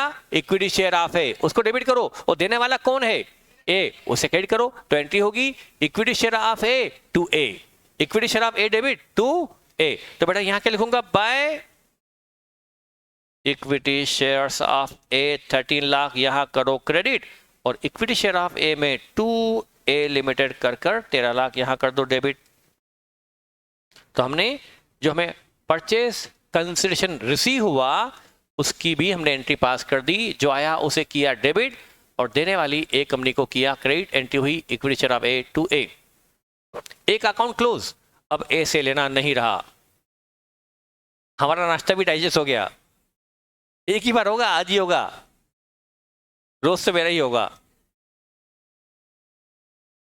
तो बेटा हमने एक अकाउंट क्लोज कर दिया, अब हमें ए से कुछ भी लेना नहीं रहा। बट अब हमें हमारे पास बी कंपनी के पास क्या आ गया? 13 लाख के इक्विटी शेयर आ गए। ए बी कंपनी का लिक्विडेटर क्या करेगा? इसका बी के शेयर को बांट देगा। अच्छा बेटा बी कंपनी में असेट भी कहां चली गई? ए में। लायबिलिटी भी कहां चली गई? ए में। उसको टेक ओवर किसने कर लिया? तो बी का लिक्विडेटर के पास अब न कोई असेट बची न लायबिलिटी बची। अब वो पेमेंट किसको करेगा? शेयर होल्डर को।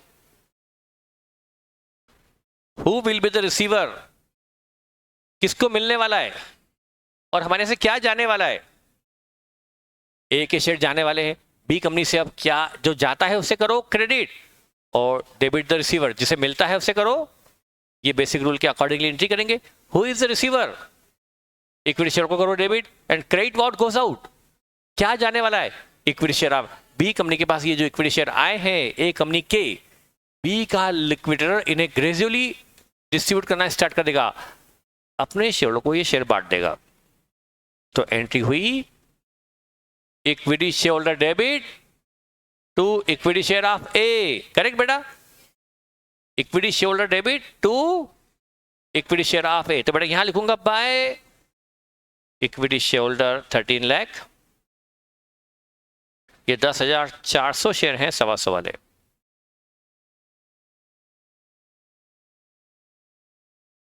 ओ 25 पैसे की प्रीमियम भी तो थी। ऑनलाइन में क्वेश्चन है 25 पैसे की प्रीमियम का सर कुछ किया ही नहीं है। 100 का शेयर सर भाई जो इशू करता है वो उसके लिए प्रीमियम इनकम होती है। इशू करने वाली कौन है? तो 25 रुपए की इनकम किसको हुई है? ए को। वो प्रीमियम क्रेडिट करेगी ना। ये तो रिसीवर है। इसके लिए शेयर कितने का पड़ा है इसको? 125 का। इसके लिए तो 125 का है ना, ये तो 125 भी रिकॉर्ड करेगा। हाँ जब ए कंपनी में एंट्री करेंगे तो ए कंपनी 100 का शेयर 125 का इशू कर रही है, तो 25 की प्रीमियम किसके अकाउंट में क्रेडिट होगी? ए जो इशू करता है उसके यहाँ बेटा प्रीमियम क्रेडिट होती है। जिसको शेयर मिल रहा है उसके लिए तो एक शेयर 125 का है, उसके लिए एक शेयर की कॉस्ट ही 125 है, वो तो 125 पे डेबिट करेगा। ठीक है बेटा? हाँ तो यहाँ पर 10,400 शेयर 125 मिले, उसकी वर्थ 13 लाख है, उसकी कॉस्टिंग 13 लाख पड़ी है, तो हमने 13 लाख के शेयर ले लिए। अभी हमने शेयर बांट दिए इक्विटी शेयर को, तो इक्विटी शेयर से क्रेडिट, और इक्विटी शेयर में क्या लिखूंगा? To equity share of 13 lakh. बस ये बुक क्लोज हो गई। जैसे ही इक्विटी शेयर अकाउंट बैलेंस हुआ, जैसे ही इक्विटी शेयर अकाउंट क्लोज हुआ, मतलब बुक्स में कोई डबल इफेक्ट की एरर नहीं है। इक्विटी शेयर अकाउंट का टेली होना क्या रिफ्लेक्ट करता है? क्या आपके सॉल्यूशन में डबल इफेक्ट की कोई एरर? डबल इफेक्ट के पॉइंट ऑफ व्यू से आपकी बुक्स क्लोजर करेक्ट है। इक्विटी शेयर अकाउंट टेली होना निहायत ही जरूरी है, पर ये आपके आंसर सही होने की 100% एक्यूरेसी नहीं है। बस जैसे बैलेंस शीट बन जाता, टीबी बन जाता है, तो हम क्या बोलते हैं? बुक्स में कोई अर्थमेटिकल एरर नहीं है, लेकिन दूसरी एरर तो हो सकती है ना। तो इक्विटी शेयर का टेली होना क्या शो करता है? कि there is no double effect error, लेकिन फिर भी गलती कुछ हो सकती है, अदरवाइज प्रिंसिपल एरर वगैरह। पर हमने हमारी ये बुक क्लोज होना चाहिए, इक्विटी शेयर अकाउंट क्लोज होना चाहिए। ये हमने बुक क्लोज कर दी। क्या समझ में आ गया? क्या हम आगे बढ़ सकते हैं? तो बेटा बुक क्लोजर में कई सारे क्वेश्चन करेंगे, तो मैंने बेसिक बताया। अब in the books of A limited,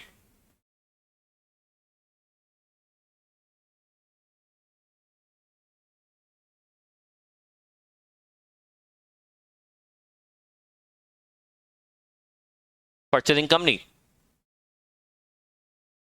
purchasing company एक कंपनी की बुक्स में एंट्री क्या होगी? ये बेटा एग्जाम में बहुत ज्यादा पूछते हैं। 70% फ्रिक्वेंसी इसी की होती है, पर हमें वेटेज पूरे पे देना है। इसका मतलब ये नहीं कि आप बुक क्लोजर को ज्यादा वजन ना दें, मतलब वो ना पढ़ें, वो भी पढ़ना पड़ेगा, एग्जाम में कुछ भी आ सकता है। अब हम ए की बुक्स में एंट्री क्या करेंगे?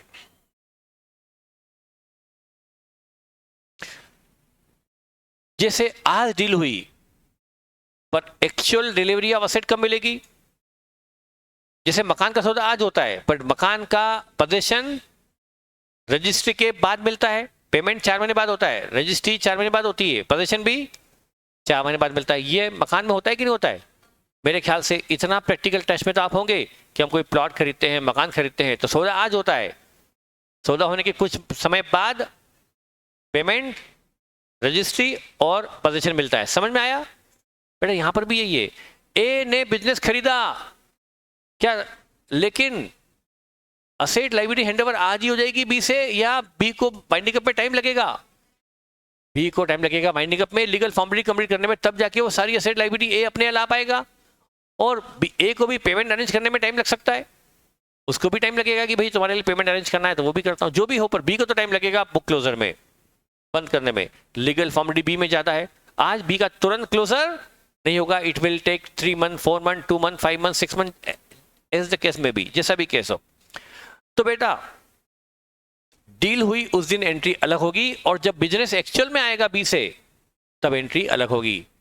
तो at the time of deal, जैसे ही डील हुई, ये पहली एंट्री होगी at the time of deal of take over. जैसे टेक ओवर का डील होगा, सौदा होगा, वैसे ही एक कंपनी अपनी बुक्स में एंट्री पास करेगी, करना चाहिए, क्योंकि एक कंपनी अब 13 लाख लीगली देने के लिए इंटाइटल है। जब लीगली 13 लाख देना ही है इन एनी केस, तो 13 की लाइबिलिटी भी क्रेडिट करनी पड़ेगी, लाइबिलिटी ए को अपने बुक्स में रिफ्लेक्ट करनी पड़ेगी, रिकॉर्ड करनी पड़ेगी, क्योंकि लाइबिलिटी कॉन्टिंजेंट है या कंफर्म। कॉन्टिंजेंट लाइबिलिटी रिकॉर्ड नहीं करते, पर कंफर्म लाइबिलिटी रिकॉर्ड करनी पड़ती है। 13 लाख देना, ए ने साइन किए कि हम आपको 4 महीने बाद 13 लाख देंगे, तो बिजनेस खरीद लिया या नहीं खरीदा? तो माना जाता है बिजनेस खरीद लिया, बस उसकी डिलीवरी। तो बेटा यहां पर एक अकाउंट खुलता है, क्या खरीदा हमने? Plant, furniture, stock, debtor, everything, है ना बेटा? तो स्टॉक, बी का स्टॉक भी हमारे आएगा, बी के डेटर भी हमारे आएंगे, बी का फर्नीचर भी हमारे आएगा, बी का प्लांट भी हमारे आएगा, बी का व्हीकल भी हमारे आएंगे। तो वो सारी एसेट आज आ रही है या 4 महीने बाद आएगी? तो आज मैं डेबिट क्या करूं? बी के यहाँ 80 डेटर हैं जो अब हमारे हो जाएंगे, तो वो डेटर आज ही अपनी बुक्स में ले लूं या 4 महीने बाद? बी वो डेटर अकाउंट कब क्लोज करेगी, आज या 4 महीने बाद? अभी तो बी को लीगल फॉर्मेलिटी कंप्लीट करने में टाइम लगने वाला है, तो बी अपनी बुक्स आज जब क्लोज नहीं कर सकती, जब वो बी अपनी बुक से डेटा रवाना नहीं कर सकती, तो इसको रिसीव नहीं कर सकता। तो ए को क्या करना पड़ेगा? यहां पर ए को, ए ने क्या खरीदा? बिजनेस, एक अकाउंट खुलता है, एक नया अकाउंट जो आप पहली बार सुनेंगे, बिजनेस परचेज अकाउंट खुलता है। यह है bundle of assets and liability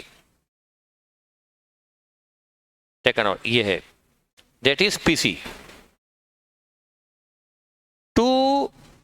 ये हमने 13 लाख से बिजनेस खरीद लिया, तो अभी हमने बिजनेस को डेबिट कर दिया, बंडल को डेबिट कर दिया। ये बंडल कब खुलने वाला है? ये असेट और लायबिलिटी की गठरी है जो हमने बी से खरीदी, ये गठरी कब खुलेगी? अभी या कुछ समय बाद? तो हमने उस गठरी को डेबिट कर लिया। ये है बंडल, मतलब गठरी। अच्छा, गठरी मतलब आप समझते नहीं होंगे, ना बंडल समझते हैं ना गठरी समझते हैं। बंडल समझते हैं, गठरी तो असेट और लायबिलिटी की गठरी बंडल किसने खरीद लिया? ए ने। तो गठरी को डेबिट कर लिया। इसमें क्या बंधा हुआ है? ये गठरी कब खुलेगी? 3-4 महीने बाद। तो अभी गठरी को डेबिट तो करो। और ये अमाउंट 13 लाख किसको देना है? हाँ बेटा, बी को। लेकिन मैं आपको सही बात बताऊं, आप गलत नहीं बोल रहे बेटा, हमें बी को नहीं देना है, बी के लिक्विडेटर को। बी का बंद होने का काम कौन देख रहा है? वही एक व्यक्ति है जो सबका देखेगा कि सबसे लास्ट में पेमेंट किसको करेगा। वो इक्विटी शेयरहोल्डर को सबसे लास्ट में। पहले किसका ध्यान देगा? आउटसाइड लायबिलिटी, फिर प्रेफरेंस शेयर होल्डर, फिर लास्ट में जब तक आउटसाइड लायबिलिटी का निपटारा ना हो जाए वो इक्विटी को पेमेंट। तो हम लायबिलिटी का निपटारा हम नहीं कर रहे, बी का लिक्विडेटर कर रहा, तो हम पेमेंट किसको दे देंगे? बी के लिक्विडेटर को। फिर लिक्विडेटर अपनी लीगल फॉर्मेलिटी पूरी करते हुए बाद में तो हम पीसी ड्यू करेंगे, बी को नहीं। To liquidator of B limited, मतलब ये हो गई vendor company. Being PC due या being business purchase, business acquired and PC due, या फुल फॉर्म लिख दो चलो, being business of B limited acquired and PC due to B limited.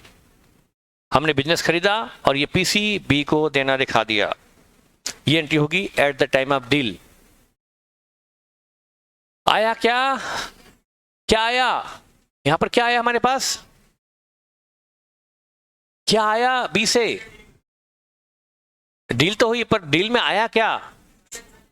Asset liability अभी नहीं आई, वो अभी नहीं आई क्योंकि अभी बी ने रवाना ही नहीं की, तो आएगी कहां से? आज डील करी, क्या आज भी अपने वहां से सब फर्नीचर उठा के भेज देगा? आज डील टेबल पे हुई है, क्या वहां से फर्नीचर पिक्चर आज ही रवाना हो गया? मशीन उठ के आज ही आ गई? फिर विल टेक टाइम। बी का जब तक माइंडिंग अप नहीं होगा तब तक वो अपनी एसेट लायबिलिटी रवाना कैसे कर सकता है? बी की प्रॉपर फॉर्मेलिटी होगी, बी में लिक्विडेटर अपॉइंट होगा, वो लिक्विडेटर सबसे बात करेगा वगैरह, बहुत सारी लीगल फॉर्मेलिटी के बाद बी कंपनी बंद होगी। और जब तक बी कंपनी अपने यहां से एसेट लायबिलिटी रवाना ना करे तब तक ये उसको रिसीव नहीं कर सकता। असेट कौन दे रहा है? बी। कौन ले रहा है? बॉल। असेट बॉल मतलब बी के हाथ में है, वो बॉल किसके पास आने वाली है? जब तक बॉल ना बी फेंके तब तक ए उसको रिसीव कर सकता है क्या? देखा है कभी आपने? अरे समझ रहे हो कि नहीं समझ रहे हो? अब मैं तो कितने घटिया एग्जाम्पल में उतर आया, क्रिकेट पे आ गया, जबकि मुझे क्रिकेट से मतलब उतना, जब इंडिया जीता तभी देखता हूं, बाकी नहीं। तो मैं तो क्रिकेट पे उतर आया। तो ये असेट रिसीव कब होगी? 3-4 महीने बाद। तो बेटा ये एंट्री तो हो गई 6। अब अगली एंट्री कब होगी? At the time of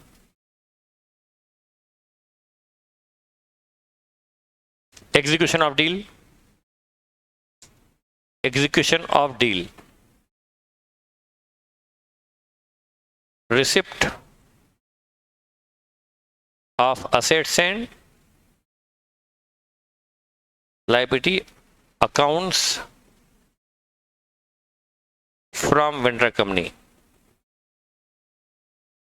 asset और लायबिलिटी अकाउंट वेंडर कंपनी से अब आएंगे, डील एग्जीक्यूट हो रही है।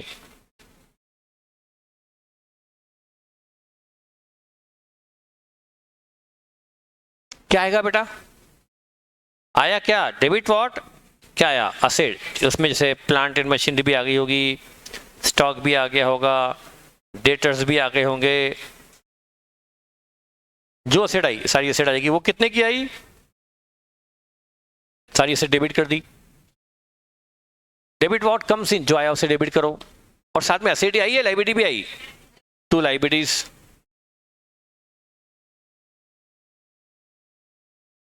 उसके क्रेडिटर भी आ गए, उसके बिल फेल भी आ गए, उसका कोई लोन यदि था तो वो भी आ गया। जो भी लायबिलिटी थी वो हमने ले ली। कितने की? 15 लाख की लायबिलिटी भी हमारी हो गई। न सिर्फ असेट बल्कि लायबिलिटी भी उसकी हमने ले ली। तो असेट डेबिट, लायबिलिटी क्रेडिट।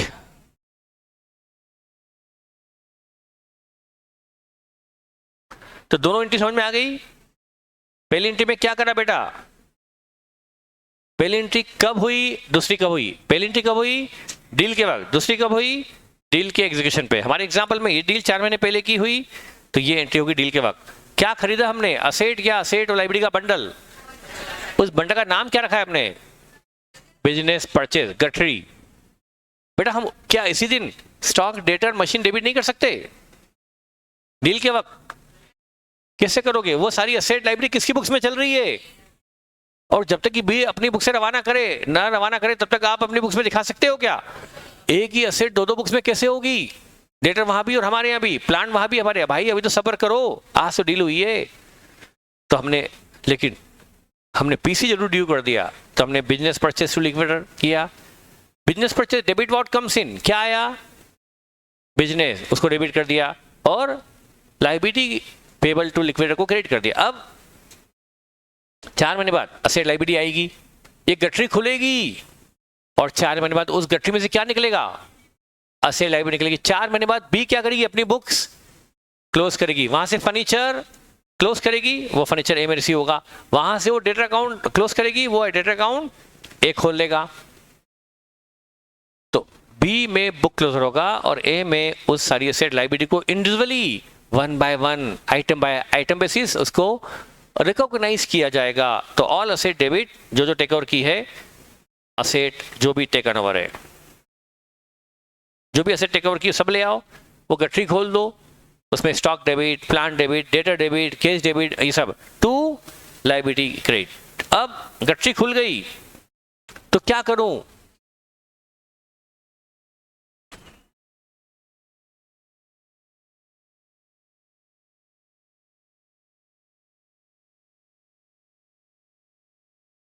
तेरह लाख ड्यू कर दिया, 13 लाख और ड्यू कर दूं टू लिक्विडेटर, 26 लाख देना है।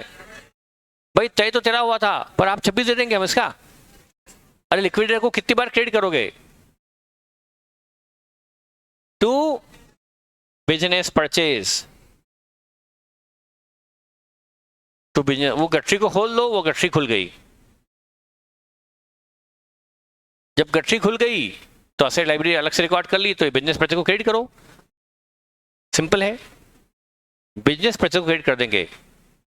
तो बिजनेस परचेज अकाउंट जो डेबिट हुआ था 4 महीने पहले, वो 4 महीने बाद क्लोज हो गया, और बदले में क्या आ गई, ऑल असेट्स एंड लाइब्रेरी जो बी की बुक्स में हुआ करती थी, वो asset library stock debtor machinery सब ए में आ गया, लाइब्रेरी भी जो बी में थी वो ए में आ गई। अब बेटा ये तो हो गया, अब तीसरी एंट्री क्या करूं,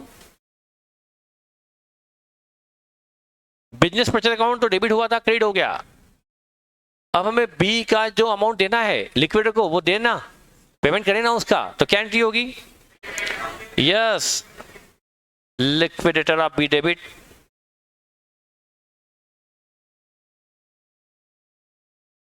अब ये एक कंपनी है, ये इशूइंग कंपनी है, ये 100 का शेयर 125 में इशू कर रही है, तो 25 रुपए का प्रॉफिट किसे हो रहा है, ए को।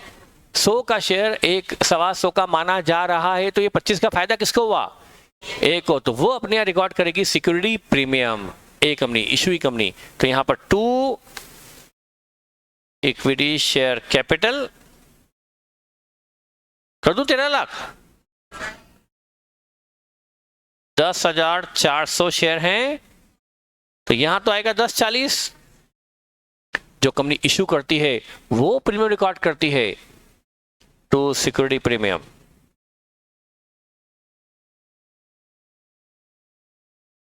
$10,400 बेटा कितना हुआ, 260। ये हो गया इशू करने वाली कंपनी के लिए बेटा, ये 25 रुपए प्रॉफिट है, पर ये प्रॉफिट जाता है सिक्योरिटी प्रीमियम अकाउंट में as per section 52। As per section 52 ये 25 रुपए जो एक्स्ट्रा मिला, ये कंपनी को क्रेडिट करना पड़ेगा सिक्योरिटी प्रीमियम रिजर्व अकाउंट में। बस ये एंट्री हुई खरीदने वाले के यहां।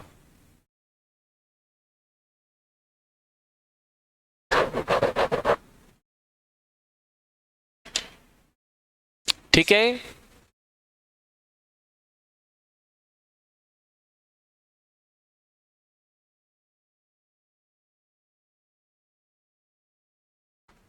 अब यहां पर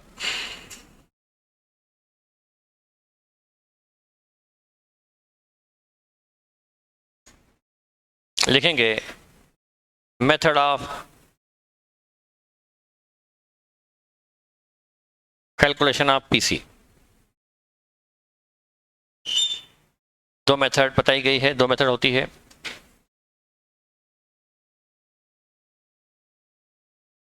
नेट असेट मेथड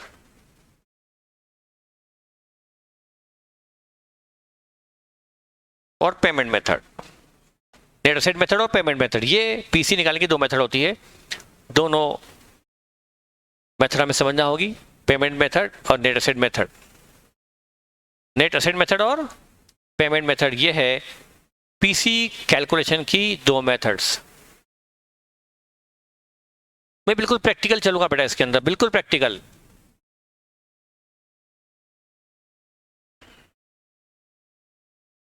हम एक कंपनी बन जाते हैं, हमें बी कंपनी को खरीदना है। लिख लो तो मुझे बोल देना कि सर हमारा लिखना खत्म हो गया। अब ए कंपनी हम बन जाते हैं और हमें खरीदना है बी कंपनी को। बेटा बी कंपनी को खरीदना है तो हमने तय कर लिया, पर बी को कितना पे करे हमें तय करना है। बी और हम मिलकर तय करेंगे। अब बेटा दो तरीके हैं, बी को खरीदना है हमें, ये तो तय हो गया, और डील चलनी है, डील होनी है, नेगोशिएशन होना है कि बी को कितने में खरीदे। बेटा उसका पेमेंट तय करने के, उसको कितना प्राइस पे करें वो निकालने के दो तरीके हैं। प्रैक्टिकली बता रहा हूं। एक तरीका तो बेटा ये है कि हम ब्रॉडली डील करें। जैसे मैं आपको बताऊं, इसी कॉर्पोरेट में बताता हूं, बजाय प्रैक्टिकल एग्जांपल के सीधे कॉर्पोरेट पे आते हैं। हमें बी कंपनी को हमने विजिट किया, हम एक कंपनी है, हम एक कंपनी के लोग टीम बनाकर बी में गए, वहां की बिल्डिंग देखी और उसका बिल्डिंग का वैल्यूएशन करवा लिया हमारे सिविल इंजीनियर से, वैल्यूअर से, कि वो बिल्डिंग की वर्थ आज क्या है, बुक में क्या है उससे क्या मतलब, आज वर्थ क्या है। फिर हमने एक प्रॉपर्टी ब्रोकर को बुलाया, तो उस एरिया का जानकार है, उससे कहा कि भाई ये जमीन इसकी मार्केट वैल्यू बता दो, वो बता दी उसने। फिर फर्नीचर को हमने देखा, उसकी हालत देखकर उसका वैल्यूएशन कर लिया। फिर उसकी इन्वेंटरी देखी, उसका वैल्यूएशन कर लिया। ऐसा हमने विजिट करके लिस्ट बना ली। अब एक तो ये है कि हम बारीकी से चलें और एक एक आइटम के लिए नेगोशिएट करें। हमने कैसे, ये लिखने की जरूरत नहीं, हमने कहा भाई तुम्हारा ये फर्नीचर फिक्चर जो दिख रहा है ना, तुम्हारी बुक्स में कितने का भी हो, पर हम इसकी वैल्यू 64 लाख मान रहे हैं। तुम्हारा जो ये कंप्यूटर है ना, तुम्हारी बुक्स में कितने की भी हो, हम इन्हें 10 लाख का मान रहे हैं। तुम्हारा एसी या इलेक्ट्रिकल इक्विपमेंट, ये तुम्हारी बुक्स में जो भी हो, इन्हें हम 8 लाख का मान रहे हैं सारे एसी। तुम्हारे जो व्हीकल पड़े हैं ना, ट्रक वगैरह, डिलीवरी वैन वगैरह, कार वगैरह जो कंपनी में है, उसको हम कुल मिलाकर 35 लाख का मान रहे हैं। ये हमारी ये, और एक एक असेट पे नेगोशिएशन करो। फर्नीचर हम बोलेंगे भाई तुम्हारा फर्नीचर तो 60 लाख का ही है, बी बोलेंगे नहीं भाई ये हमारा फर्नीचर तो 70 लाख का है। नेगोशिएशन किस पे तय हुआ, 64 पे तय हो गया। समझ में आया। कंप्यूटर हम कहेंगे भाई तुम्हारे कंप्यूटर तो 7 लाख से ऊपर के नहीं लग रहे हैं, बी कंपनी बोलती भाई सारे कंप्यूटर नए हैं, इसमें सब कुछ न्यू वर्जन है, ये हमारा कंप्यूटर तो कम से कम 12 लाख के हैं। हम कह रहे हैं 7 लाख, वो कह रहे हैं। नेगोशिएशन कितने पे तय हो गया। ऐसे हर असेट पर नेगोशिएशन करो, एसी का वैल्यूएशन करो, व्हीकल, वहां का स्टॉक इन्वेंट्री,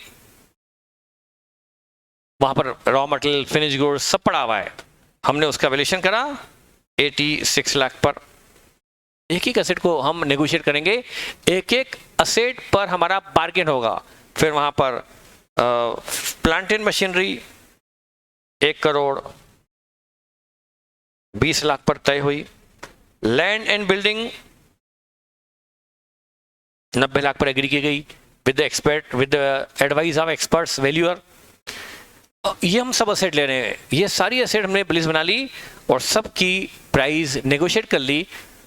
अब मतलब हमें बस मैं इतना ही ले रहा हूं, क्या हम कभी कैश बिंग भी खरीदते हैं, क्या नगद खरीदते हैं, कैश खरीदते हैं क्या, कि कैश खरीद लाओ, 3 लाख की कैश खरीद लाओ, खरीदते हैं क्या, ये 3 लाख कैश खरीद लो, 3 लाख के नोट खरीद लो, ऐसा होता है क्या बेटा। लेकिन कंपनी में होता है, कंपनी में नगद भी खरीदा जाता है। तो मैंने कैश भी खरीद लिया बी कंपनी का, बी कंपनी में 3 लाख का कैश रखा था वो भी खरीद लिया। नहीं हो सकता क्या? सुनो, अपन इधर इंदौर में बैठे हैं, एक कंपनी, बी कंपनी उधर पीथमपुर में है। पीथमपुर जानते हो? एक इस इधर का इंडस्ट्रियल एरिया पीथमपुर है, वहां पर बी इंडस्ट्री चलती है, वहां पर तिजोरी है, वहां पर कैश रहता है वर्कर को बांटने के लिए और डे टू डे पेमेंट के लिए। हम बैठ के डील कहाँ कर रहे हैं? इंदौर में। फैक्ट्री कहाँ है? दूर रिमोट एरिया में, वहां 3 लाख कैश रखा हुआ है। वहां जो तिजोरी में 3 लाख रखा है वो किसके पेमेंट के लिए? वर्कर्स के लिए और डे टू डे पेमेंट्स के लिए। अब वो बिजनेस जो बी का है वो चलती हुई हालत में हम लेना चाहते हैं या बंद कर कर? बस बी को कहेंगे भाई तुम हट जाओ और उस सीट पर हम बैठेंगे, चलता हुआ बिजनेस खरीद रहे हैं। और वह 3 लाख की जो कैश रखी तिजोरी में, वो चाहे तो बी का डायरेक्टर ले आ सकता है, पर हमने कहा भाई रहने दे, रहने दे, वहां रहने दे। क्यों रहने दे भाई? हम जाकर वहां बैठेंगे तो वो 3 लाख हमारे काम आ जाएगा, तो तिजोरी खाली कर देगा, तो वहां पेमेंट में, वो पेमेंट के लिए नगद हमें यहां से इंदौर से भेजना पड़ेगा, तो वो पेमेंट वहीं रहने दे, हमसे 3 लाख यहां ले ले।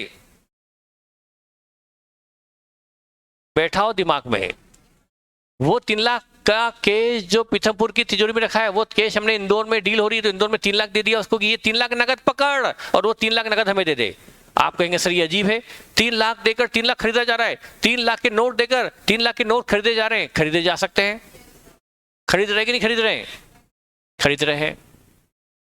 और समझाऊं क्या घटिया लेवल पर जाकर, कि कॉर्पोरेट एग्जाम्पल समझ में आ गया? तो बेटा नगद भी खरीदा जाता है, बी कंपनी का कैश भी एक कंपनी खरीद सकती है, खरीदती है, जरूरी नहीं खरीद सकती है। और बैंक बैलेंस भी खरीद सकती है, कि तुम्हारा बैंक बैलेंस, तुम्हारे बैंक में 5 लाख रुपया है, ऐसा कैसा छोड़ के निकल जाओ और हमें सिग्नेचर का राइट हमें दे दो, हमें सिग्नेचर ही बना दो, बैंक के डॉक्यूमेंट में बदलाव कर दो, तुम्हारे सिग्नेचर हटाकर हमारे सिग्नेचर डाल दो, और वो 5 लाख भी हमारा हो गया, तो उसके लिए हमें 5 लाख भी देने पड़ेंगे कि नहीं देने पड़ेंगे? हम कैश भी खरीद सकते हैं और बी का बैंक बैलेंस भी खरीद सकते हैं, खरीद सकते हैं, जरूरी नहीं खरीद ही ले। तो हमने कैश भी खरीद लिया, कैश एंड बैंक भी बी का मान लो खरीद लिया, तो हमें 3 लाख उसके लिए भी देने पड़ेंगे। आया समझ में? तो ये हमने तय किया सब कुछ, तो हमें इतना क्या करना पड़ेगा? बी को पे करना पड़ेगा। तो यहां अब क्या हम असेट ही खरीदेंगे या वहां की लायबिलिटी भी लेनी पड़ेगी? तो अब क्या करें, हमने वहां के क्रेडिटर्स भी खरीद लिए। क्रेडिटर वहां पर 55 लाख के थे, तो हमने 55 लाख के क्रेडिटर भी खरीद लिए, कि उनको पेमेंट अब हम कर देंगे, सप्लायर को पेमेंट हम कर देंगे। वहां का क्रेडिटर है, वहां के बिल्स पेबल है, वहां के एक्सपेंस, सब लायबिलिटी भी हमने ले ली। मैं अब ज्यादा डीप में नहीं जा रहा हूं। तो बताओ, ये तो हमें देना है उसको उसकी असेट के लिए, और तो क्या करें? पीसी कैसे निकलेगा? Total of all asset minus ये पीसी आ गया कि नहीं आएगा? ये हमें पेमेंट करना पड़ेगा, नहीं करना पड़ेगा? तो बेटा मतलब ये है, ये एक मेथड है, इसमें इसको क्या कर देते हैं, ये क्या जाता है बेटा, हमें असेट के लिए इतना देना है, पर 55 लाख आप लायबिलिटी का काट कर इतना अमाउंट दे देंगे, ये अमाउंट हम दे देंगे, करेक्ट? बिजनेस खरीदने के लिए हमें इतना प्राइस पे करना पड़ेगा, तो यही क्या हो गया? Purchase consideration. कौन सी मेथड से हुआ? Asset less liability. ये है पेमेंट की एक मेथड, कि हम एक एक असेट पर टूट पड़े, एक एक असेट पर नेगोशिएशन करें।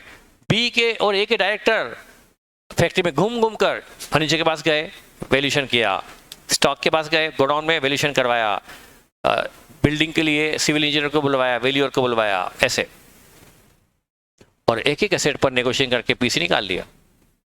और एक तरीका है, ए और बी के डायरेक्टर इंदौर में बैठे हैं, बी, हम लोग पीथमपुर में बी की फैक्ट्री देख के आ गए, सब देख के आ गए, अब बैठे हैं कहाँ पर? इंदौर में। हमने कहा कि भाई छोड़ो, इतनी बारीकी में नहीं जाएंगे अपन, तो होलसेल में बल्क में तय करते हैं। हमने बी को कहा, बी के डायरेक्टर को कहा कि भाई एक काम करो, हम तुम्हें पेमेंट में इतना तो नकद दे देते हैं, हमें पता है कि बी में क्या क्या है, उसको देखकर हम सौदा कैसे कर रहे हैं, बड़े दिल वाले। ये छोटी मोटी बातों में नहीं फंसते कि तुम्हारा फर्नीचर कितने का, तुम्हारे व्हीकल कितने के, तुम्हारी मशीन कितने की, तुम्हारे डेटा कितने की, तुम्हारी इन्वेंट्री कितने की, तुम्हारी बीआर कितने का, तुम्हारी कैश कितनी, तुम्हारा बैंक कितना, तुम्हारी मशीन कितनी, तुम्हारा बिल्डिंग कितना, तुम्हारा लैंड कितना, तुम्हारी गुडविल कितनी, पेटेंट कितने का, नहीं भाई। बड़े व्यक्ति हैं अपन लोग, तो इतना वक्त नहीं हमारे पास कि एक एक असेट के लिए जिद्दोजहद करें। हम तो डील करते हैं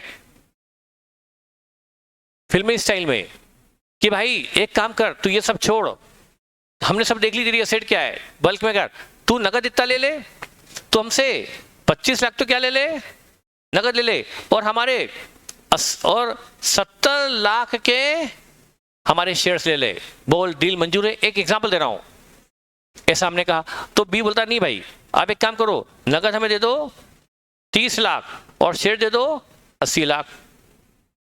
अब इस बीच में नेगोशिएशन होगा। हमने कहा चल छोड़, तय कर लेते हैं, न 25 मेरी न 30 तुम्हारी, हम तुम्हें नगद दे देंगे 28 लाख और हमारे शेयर्स दे देंगे 75 लाख के। बोलो तुम्हें इतने पेमेंट में बिजनेस बेचना है क्या? उसने कहा भाई ठीक है, मुझे दे दो और बिजनेस तुम ले जाओ। तो अब हमें पेमेंट में कितना देना है? 1 करोड़ 3 लाख देना है।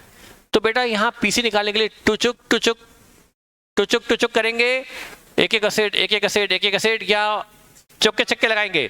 सीधा छक्का लगाया, बाउंड्री पार। तो ये है अब अच्छा भाई, इंडिया पाकिस्तान मैच जो अहमदाबाद में हुआ था उसमें कितने छक्के लगे थे?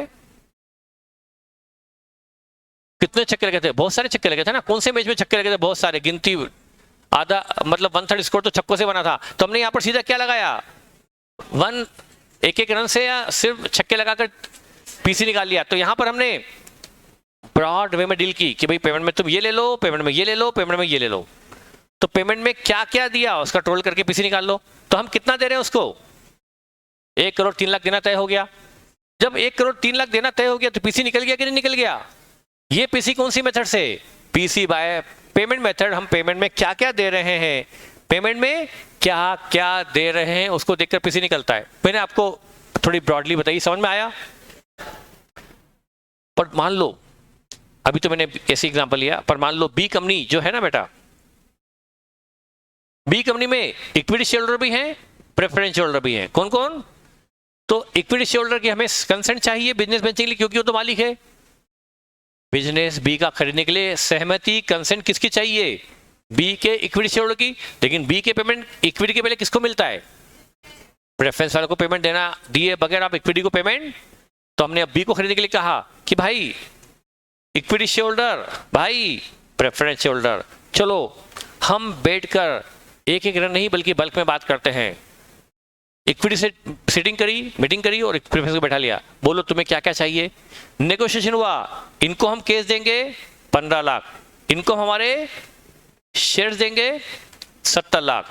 प्रेफरेंस वाले बोलते हैं कि भाई हमारा भी तो कुछ पेमेंट करो। तो हमने कहा कि भाई तुम्हें भी हम क्या दे देंगे?